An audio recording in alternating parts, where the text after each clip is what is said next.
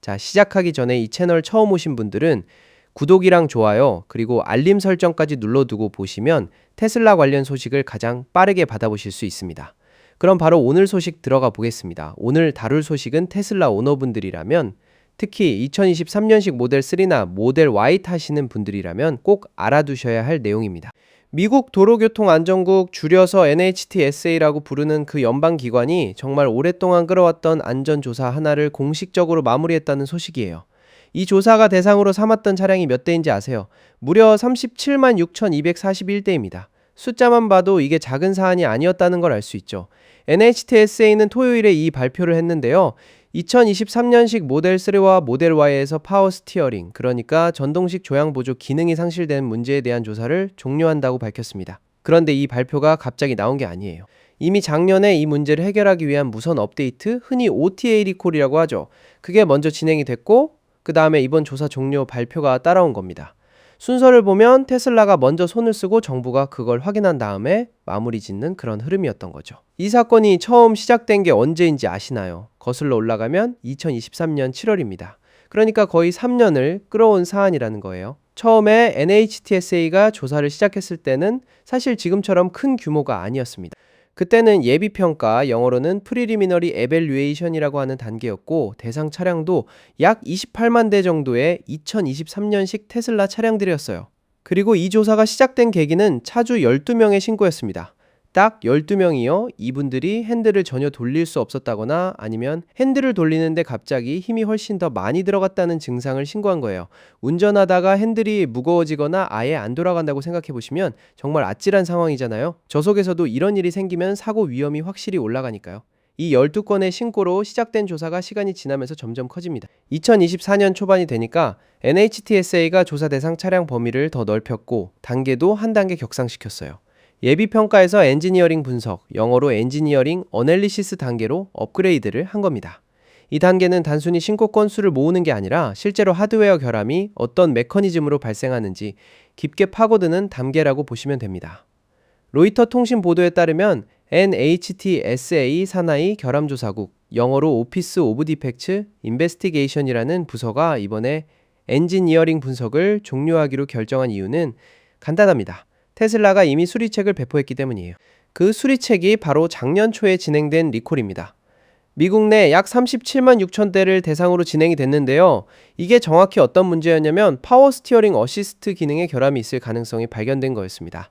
이 결함이 있으면 저속 상황에서 차량을 조향하기가 더 어려워질 수 있고, 그러면 당연히 충돌 위험이 높아지는 거죠. 여기서 흥미로운 포인트가 하나 있는데요. 테슬라 측은 이 리콜이 정부의 조사 때문에 진행한 게 아니라고 밝혔습니다. 그러니까 자기들 입장에서는 조사와는 별개로 자체적으로 문제를 파악하고 조치를 취한 거라는 입장이에요. 실제로 이 리콜이 시행되던 시점에도 정부 조사는 여전히 진행 중인 상태였습니다. 그러니까 두 트랙이 동시에 돌아가고 있었던 셈이죠. 그리고 이 수리 과정이 또 테슬라스러운 부분이 있습니다. 차주분들이 정비소에 직접 차를 끌고 갈 필요가 전혀 없었어요. 대신 무선 소프트웨어 업데이트, 그러니까 OTA 업데이트가 영향을 받은 차량들에게 배포가 됐고요. 이 업데이트의 목적이 뭐였냐면 모터 드라이브 부품이 들어있는 인쇄회로 기판에서 과전압으로 인한 손상이나 과도한 스트레스가 발생하는 걸 막기 위한 거였습니다. 회로 기판에 너무 높은 전압이 걸리거나 부품에 무리가 가는 상황을 소프트웨어 차원에서 미리 제어하고 방지하겠다는 접근이었던 거죠.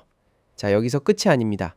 이번 사례는 최근 테슬라가 NHTSA로부터 연달아 받고 있는 일종의 규제 통과 행렬 중에 가장 최신 사례라고 보시면 됩니다. 올해 봄 초반에도 비슷한 일이 있었어요.